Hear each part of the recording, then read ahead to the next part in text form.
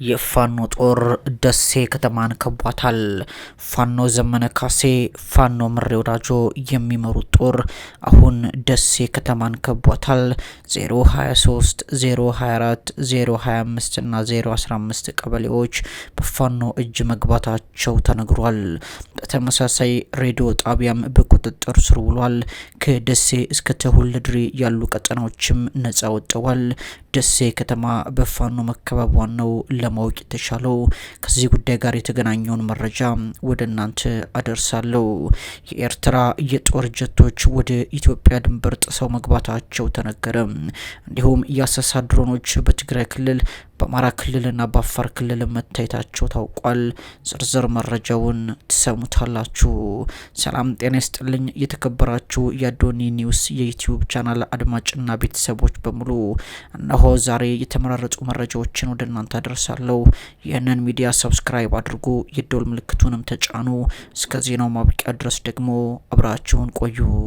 የአማራ ፋኖ አሁን ደሴ ከተማን ከቧታል ተባለ።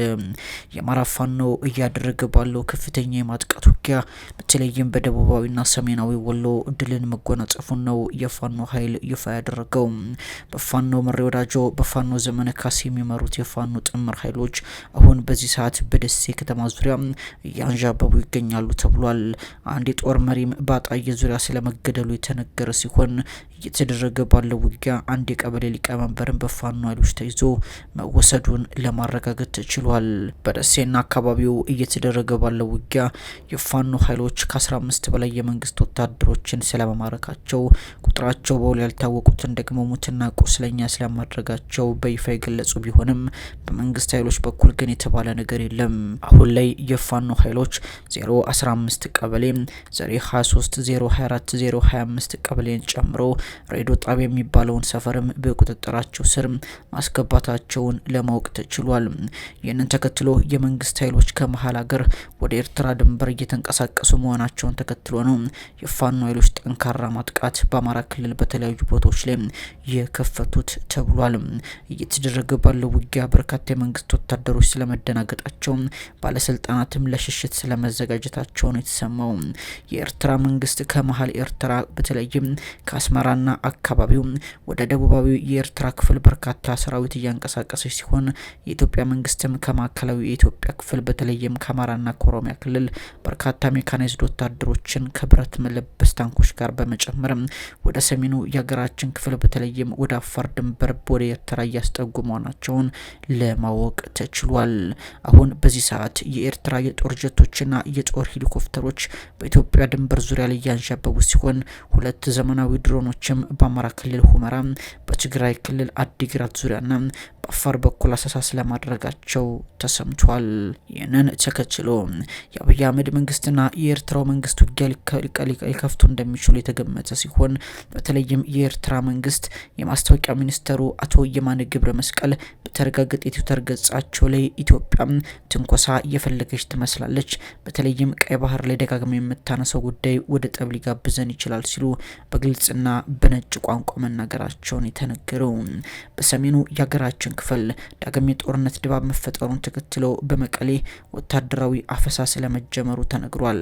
ከ15 ዓመት በላይ የሚሆኑ ወጣቶች ለወታደራዊ ግዳጅ እየታፈሱ እንደሚገኙ ነው የመረጃ ምንጮች ከወደ መቀሌ የገለጹት።